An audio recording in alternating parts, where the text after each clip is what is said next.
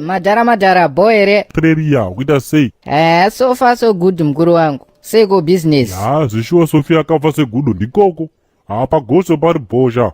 Hamene tikoko ukuru sei? Wanga singatorotherera uri kuAustralia kwenyu kune mawife pamakuwa. Maya. Asi kudzimba uko akugarike kanhema elders angu. Mese kubva mafumira pagosho kudai so. Boy madhara angu. Kumbofura nemhepo mafana hapana kana yekuset up. Saka kune mateam upcode this time. I'm not sure wangu. But inenge iri kutanga zvekunana 17 ikokoko. Aiwo zvakonyarara iwo tokuziya iwo. Zvoti kapuka hapana kana hwacha unomboziya. Wangu World Cup takaimaster kudhara waiziya. Kungoti ndasiya foni yangu chete padheni. Ndava padhuze nekuenda kane kuti waidzasvika idza handinzwanane nadzo. Waidze kuita seko. Chiko newewewo. Samutokana CB boy rap. Parisei?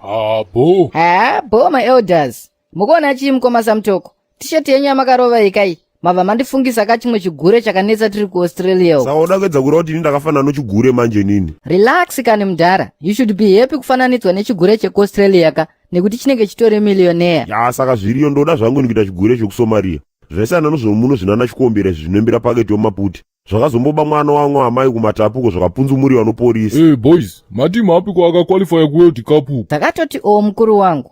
Kune Brazil, Argentina, England, France, nedzemuno muAfrica futika ana Senegal variko, nana Cameroon neGhana futi inenge iriko. Aya ma1 aya.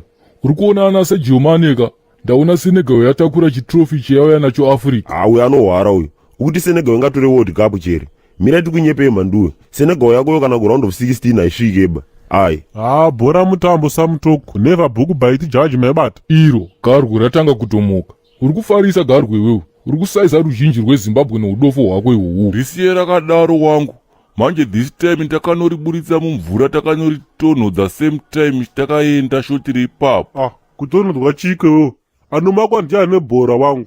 Abakaba munongodengera kuti chi inini kana ndinoziya maibata. But everywhere imi guys kuona kwenye team ndebi ingatore World Cup. Zvinonzi anyway iwe everywhere kutodiniko nyongono yako iyi. Zvobhora musabvunzepo warume. Izvo zvagara zviri pachena kuti France inotora mukombe. Warume musadhirire bakarume kanonzi Mbappe kai. Kakadhiribhura kane katopori kanobhora kakunomwisa. Aiwaba warume. Unopenga iwewe. Haaland hausi kumuziya iwe. Mudhara makarwe. Taurira pasi iwewe. Seko chinyadzisa kudai so. Haaland ndewe kuNorway. Norway haina kuqualify aka. Haiko kuWorld Cup. Nhau dzebhora idzi ma1. Hamana imwe type yatinotaura nayo panapa ka. Zvakafanana nekuona bhora namai Oshomole. Hazviko izvi. Haikona kutamba nozita rawakadzi wangu baiwewe wazwa. Koshomba-nyomba nje kubva ndoti zikwa iko. Ukusapota ipiko. Boys, World Cup hamusikana kutomboiziva imimi. Bvunzai isusu ana mambo masini. Isusu tinotoziva masini hazvi kudaro. Zvegangster.